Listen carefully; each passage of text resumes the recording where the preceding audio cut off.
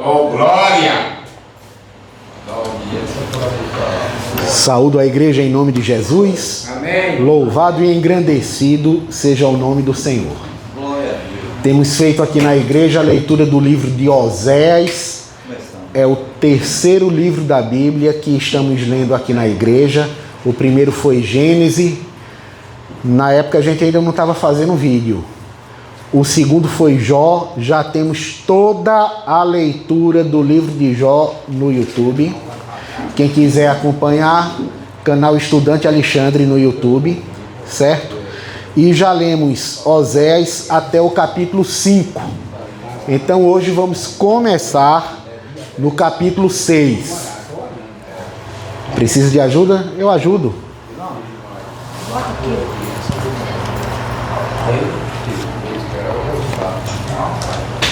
Não vai ganhar,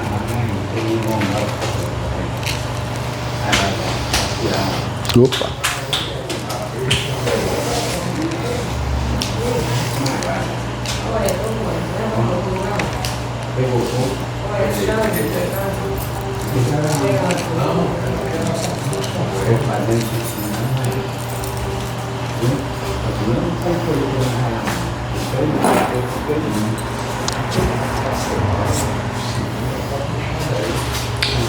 Podemos começar?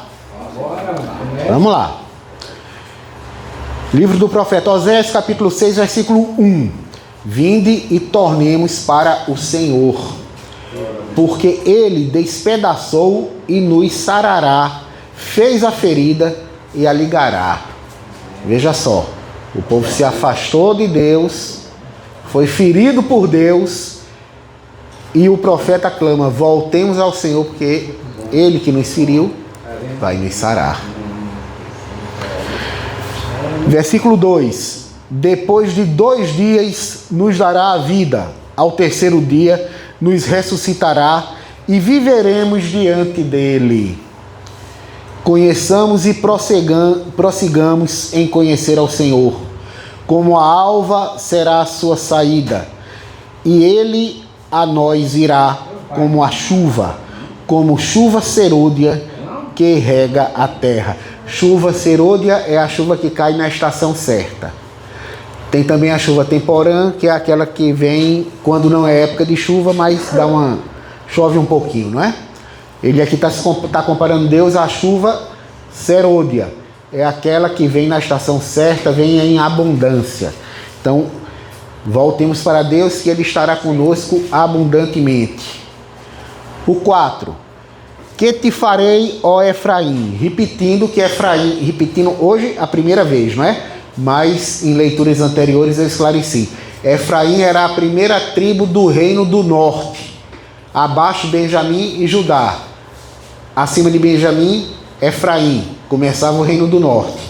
E normalmente se dava esse nome a todas as 10 tribos que ficavam ao norte. Às vezes chamava Efraim, às vezes chamava Israel. Que te farei, ó Efraim? Que te farei, ó Judá? Agora o reino do sul. Reino do norte, reino do sul.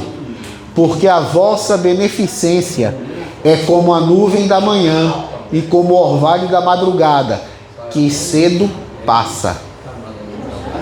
A beneficência dos 2 reinos começava e ia embora. O versículo 5. Por isso os abati pelos profetas, pela palavra da minha boca, os matei, e os teus juízos sairão como a luz. Porque eu quero misericórdia e não sacrifício. Segunda passada eu postei um vídeo explicando o que era sacrifício, viu? Sacrifício, primeiro, foi uma coisa que se instituiu para quando o povo peca, pedir perdão através de sacrifício. Então, para que sacrificar se você tem a opção de fazer a vontade de Deus e não pecar? É a obediência. Mas pecou, aí Deus arranjou esse paliativo aqui, o sacrifício. E aí no sacrifício, uma parte da carne virava o quê? Quem se lembra? No sacrifício, uma parte da carne virava o quê? Cinza. E a outra parte? Uma parte era cinza, a outra parte ia para o Churrasco. Era. Então o povo pecava e fazia um churrasco para comemorar que pecou. Exatamente. E dizia que estava pedindo perdão a Deus. E uma parte do sacerdote do tabernáculo e a outra ia para o povo. O sacerdote acabava comemorando o pecado do povo também, porque tinha carne. Porque tinha carne. E tinha gente que usava a carne para seduzir, ó o sacrifício aqui. Provérbios 7. Tem o jovem falto de juízo e a mulher adúltera. Ela chega para o jovem falto de juízo. Sacrifícios pacíficos tenho comigo. Hoje paguei meus votos. Ela estava dizendo para ele, ó. Hoje tem picanha lá em casa, bora?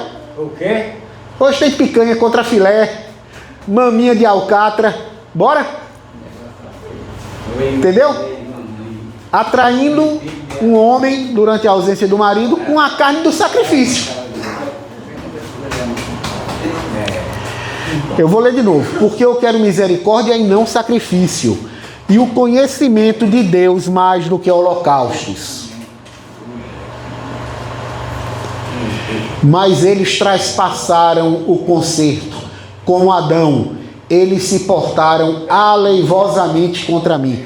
Eu sempre gosto de explicar essa palavra aleivosamente. Eu já expliquei outras vezes. Quem o viu se lembra o que é aleivosamente? E quem não estava aqui se lembra, conhece o significado da palavra? Aleivosamente, teimosamente, insistentemente. Deus diz não faça, o cara faz. Deus pune, o cara repete o erro. Aleivosamente. Até quando está todo quebrado, aí diz, não, agora eu vou tomar jeito, porque senão Deus acaba comigo. E aí se segura durante um tempo, daqui a pouco está fazendo de novo. Aleivosamente. Eles traspassaram o concerto. Como Adão, eles se portaram aleivosamente contra mim. Gileade é a cidade dos que praticam a iniquidade, calcada de sangue. Gileade era a parte transjordânica, não é? Uma parte das tribos, 2 tribos e meia, não cruzaram o Jordão. Cruzaram para ajudar na conquista da terra, depois voltaram, ficaram nas terras lá que foram de Og, de Balaque, não é? Daquele pessoal que fez guerra contra os israelitas antes deles entrarem, antes deles cruzarem o Jordão, estando Moisés ainda vivo. Gileade é a cidade dos que praticam a iniquidade, calcada de sangue, coberta de sangue, pisada de sangue. Como hordas de salteadores que espreitam alguém, assim é a companhia dos sacerdotes que matam no caminho para Siquém. Sim, eles têm praticado abominações. Veio uma coisa horrenda na casa de Israel. Ali está a prostituição de Efraim. Israel é contaminado. Lembrando, Efraim, reino do norte. Certo? Também para ti, ó Judá, foi assinada uma ceifa, quando eu remover o cativeiro do meu povo. Capítulo 7. Sarando eu a Israel, se descobriu a iniquidade de Efraim, como também as maldades de Samaria. Samaria, capital do reino do norte, viu? Porque praticaram falsidade, e o ladrão entra e a horda de salteadores rouba cá fora. E não dizem no seu coração que eu me lembro de toda a sua maldade. Agora, pois, os cercam as suas obras. Diante da minha face estão. Com a sua malícia alegram ao rei, e com as suas mentiras aos príncipes. Todos eles são adúlteros, semelhantes são ao forno aceso pelo padeiro, que cessa de atear o fogo desde que assou a massa até que seja levedada. E no dia do nosso rei Os príncipes se tornarão doentes como a excitação do vinho. Ele estendeu a sua mão com os escarnecedores, porque como um forno aplicaram o coração, emboscando-se. Toda noite dorme o seu padeiro, pela manhã arde como fogo de chama. Eles estão todos quentes como um forno e consomem os seus juízes. Todos os seus reis caem, ninguém entre eles há que me invoque. Efraim com os povos se mistura. Efraim é um bolo que não foi virado. Estrangeiros lhe devoraram a força e ele não sabe. Também as cães se espalharam sobre ele e não sabe. Cães são cabelos brancos, tá? Cabelinho branco eu já tenho.